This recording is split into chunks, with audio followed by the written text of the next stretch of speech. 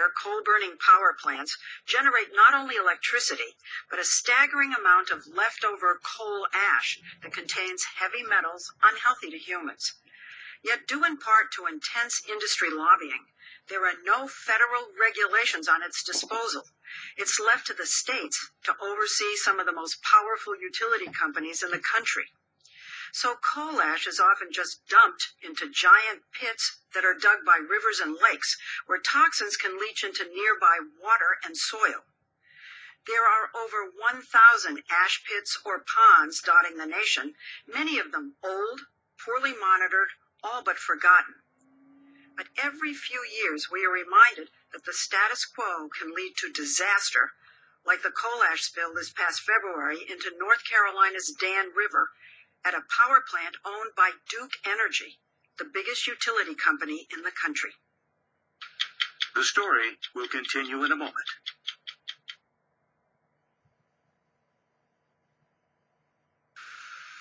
The spill at Dan River happened when a drainage pipe that ran underneath an ash basin and dam collapsed, sucking out 6 decades of waste and spewing gunk directly into the river. It was an accident. It didn't work the way it should have worked. It did not meet our standards or expectations. Duke Energy CEO Lynn Good, then only 7 months on the job, had a crisis on her hands. How many tons of ash, do you know, went into the river? Yes, we released between 30 and 39,000 tons of ash into the river. Wow. We moved immediately to repair the pipe and also begin cleaning the river. And we've used this as an opportunity at Duke to raise our standards even higher of all of our basins to ensure and confirm that they were operating safely. Once the water spilled out of the basin, this is what was exposed. Canyons and ridges of industrial waste the size of 20 football fields, buried right by the river where people fish and swim and get their drinking water. But the accident at Dan River wasn't the first time a coal ash pond collapsed. It happened to another company 6 years ago in Kingston, Tennessee. That spill was more than 100 times larger, smothering homes in toxic muck and choking up the river. After Kingston in 2008, did Duke raise its vigilance? Yes, there were inspections that went on throughout the industry, and certainly at Duke, where all of the basins were reviewed.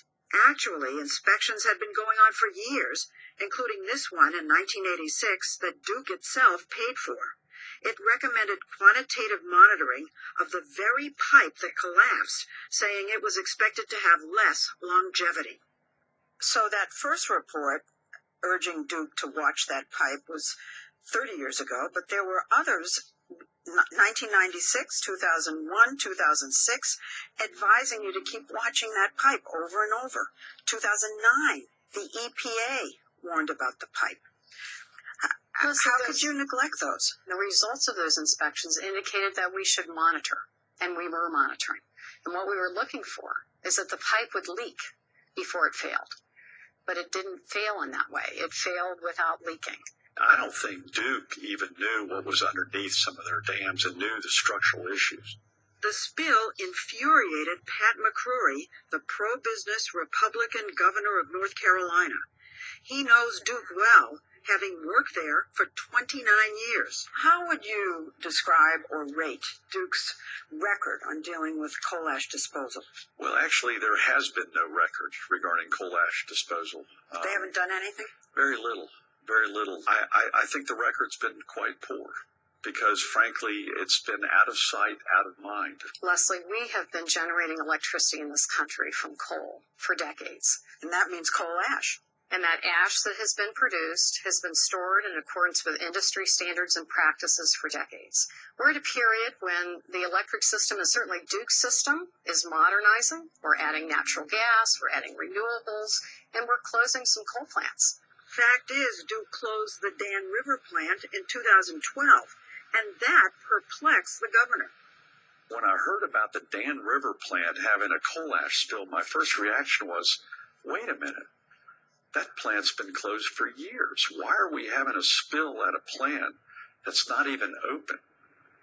That's because when they closed the plant, Duke just left the ash pond where it was.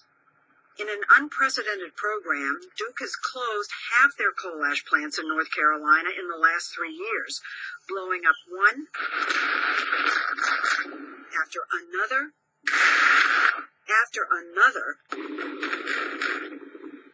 as the company switches to natural gas. In all cases, they've just left the coal ash ponds and basins behind. This is no way to store industrial waste in large quantities in such a primitive way. Frank Holloman, an attorney at the Southern Environmental Law Center, says it makes no sense to store coal ash that usually contains toxins like arsenic, mercury, thallium, and cadmium in basins right next to waterways. It doesn't take a rocket scientist to figure out if you dig a earthen, unlined hole in the earth next to a river, and you put in it a substance that has toxic substances, that is going to leak into the groundwater. It doesn't take a genius to figure that out. Your organization, you have been suing Duke Energy. That's correct. Well, what we have hoped is that we could convince Duke, get the coal ash out of these unlined pits, move it to safe line, dry storage away from the waterway. That's what Duke is already doing with most of its newly generated ash, trucking it to dry-lined landfills away from waterways, or sending it off for reuse as building material. But the company's big problem is what to do with the 100 million tons of old coal ash it's accumulated in their 32 ponds in North Carolina. Some, like this one, up against people's backyards where children play. Leslie, we're committed to closing all of the sites. When you say close, what do you mean by close? So there are various methods that can be used to close. Certainly excavating them to a lined landfill is one of the methods. That method would cost up to $8 billion. But Duke is considering two other options. Lining the bottom and top of the ponds, but leaving the ash there, which would cost somewhat less. Or least pricey at $2 billion, cap in place, which means just covering the top of the pond, with no lining on the bottom.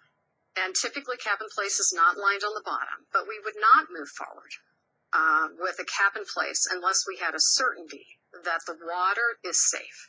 And so that's where the science comes in. That's where the study needs to be completed so that we develop smart solutions. That's called cap in place. Cap in place. Right. Now, would that satisfy your organization? No, it would not. An unlined pit next to a river, a lake, or a drinking water reservoir, it stays wet. Only if you have a lining in it do you separate this industrial waste from the water table and the groundwater. So cap in place is only pollute in place. Well, obviously I'm not a scientist, but shouldn't you just say, okay, we're going to line them off? I'd love to tell you there's a simple solution to this. I'd love to tell you that Why isn't that a simple solution? That ash has been stored for decades can be solved quickly. We like quick answers. We'd like to pull our cell phone up and do research and get answers right away. But in order to do this right, we do need to do the study. We need to understand what is the groundwater, where is the groundwater. We need to understand the stability of the basin. We need to understand the soil type. I cannot immediately move 100 million tons of ash. It's not a response that makes any sense, doesn't make common sense. As much as I'd love to tell you there's a simple solution, it's one that requires study, and it's one that requires time to complete. But environmentalists say studying is code for stalling, because this problem isn't new. Duke has been conducting tests around their ash ponds for decades. And 5 years ago, when state regulators demanded to see the data, they found something alarming.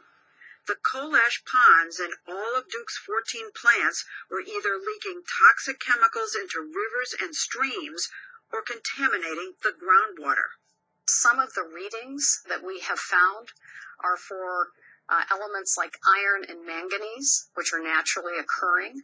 But 9 of your plants have been found to have groundwater violations for contaminants including lead, sulfate, boron, chromium, thallium, selenium, and arsenic. So we have had exceedances, And when I said iron and manganese, Leslie, I was talking about the majority of them. We have had instances of other readings as well. Well, I'm citing your own monitoring statistics, which do say that there have been hazardous chemicals that have entered the groundwater or surface water at all 14 plants by your own admission. And what we have recommended and will be moving forward with, and the state has recommended, is further assessments so that appropriate steps can be taken. So, Leslie, I think it's important to understand this. And even you have to throw your head back and say further assessments. But these results go back years. And to say we need to study more, is a very frustrating thing to have to hear. And I'm not even a citizen of North Carolina. We have very openly and transparently disclosed these results to work with the regulators to determine whether it really represents a risk. Does Duke's coal ash today pose any health risk at all? I believe our system is operating safely. But local environmentalists showed us leaks from several of Duke's ash ponds, like this one at Cape Fear.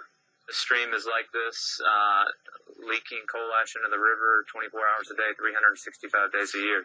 After we asked state officials about this particular leak, lab tests were done showing notably elevated concentrations of sulfate, aluminum, iron, manganese, boron, and strontium. The state says the leak doesn't impact the overall health of the river, but is illegal, a violation of the Clean Water Act.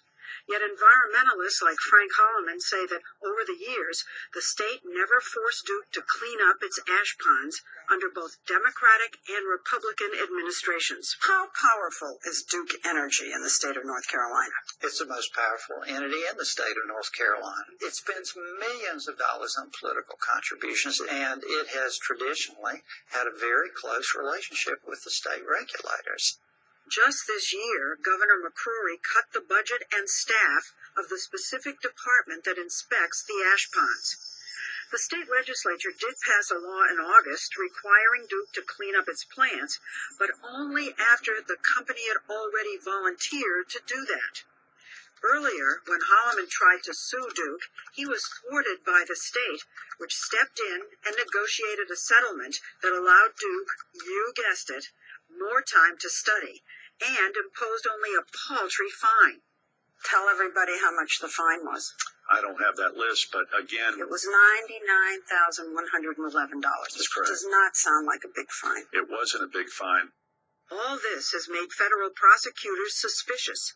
They impaneled a grand jury to investigate whether Duke or the regulators has done anything illegal to get the state to go easy on the company. Virtually every newspaper in the state of North Carolina came out with editorials claiming that Duke was lax and lawless when it came to the environment and acted like a bully with state regulators.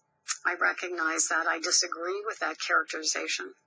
It's been a challenging time, a difficult time, lots of voices weighing in, certainly lots of scrutiny and criticism. But you must take this to heart if there's so much of it, Of course we do. We take this very seriously. And we're using this as an opportunity to raise our standards even higher, to ensure that our operations are safe. It's our highest priority at Duke.